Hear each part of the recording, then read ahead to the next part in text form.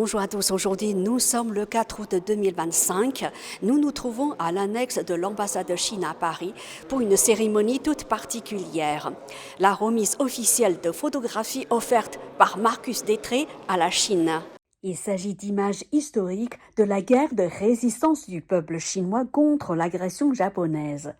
Marcus Détré a fait don gracieusement de 618 photographies prises par son grand-père, M. Roger Pierre Lawrence, au mémorial de Songhu à Shanghai.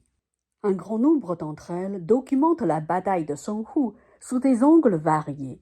Ces photographies témoignent de manière poignante des atrocités commises par les envahisseurs japonais contre les civils chinois, révélant avec une force brute la vérité historique de l'agression menée par le Japon contre la Chine. Elles mettent aussi en lumière les immenses sacrifices consentis par la nation chinoise pour contribuer à la victoire mondiale contre le fascisme. Vers 16 heures, Marcus Détré arrive dans la salle des glaces, accompagné de Chen Dong, ministre auprès de l'ambassade de Chine en France, ainsi que de 2 amis. De manière solennelle, Chen Dong lui remet en main propre le certificat de don des photographies, ainsi qu'une version numérique sur CD des 618 photographies que Marcus Détré a offertes à la Chine. En 2021, en rangeant le garage de son grand-père, Marcus a découvert par hasard un album photo conservé dans un sac étanche, contenant une série de vieilles photographies dont certaines portaient même des traces de sang. Marcus en a recensé plus de 600. Elles ont été prises au péril de sa vie par le grand-père de Marcus. 2 de ses enfants ont été tués de manière atroce par les Japonais. Conscient de leur valeur historique, Marcus Détré a donc décidé de les offrir à la Chine. Il envisage même de réaliser un film sur le sujet.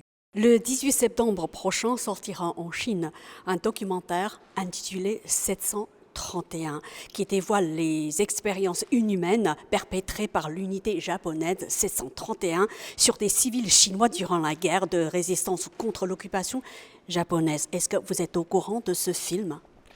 Alors, nous sommes au courant de ce film, en effet, nous aimerions infiniment pouvoir le voir et même visiter le musée Tissaniao. Maintenant, nous-mêmes allons faire produire un film sur l'expérience atroce qu'ont vécu les familles des Chinois, des victimes chinoises, également l'histoire de ma famille. Donc, nous aimerions beaucoup voir ce film. En tant que descendant d'un témoin de cette période, pensez-vous que ces atrocités mériteraient d'être mieux connues en France ? Bien sûr, même dans le reste du monde, et notamment chez les personnes qui négligent ces faits historiques réels et prouvés et qui les cachent. Certains craignent que cela suscite un sentiment de haine contre les Japonais. Qu'est-ce que vous répondez à ces gens-là ? Mes parents m'ont éduqué dans aucune forme de haine. J'ai eu l'occasion d'apprendre le chinois et également d'étudier le japonais, ce qui est pour moi une preuve aussi d'amitié. Je ne crains pas ça. En direct de l'annexe de l'ambassade de Chine à Paris, Camille Chen pour Mandarin TV.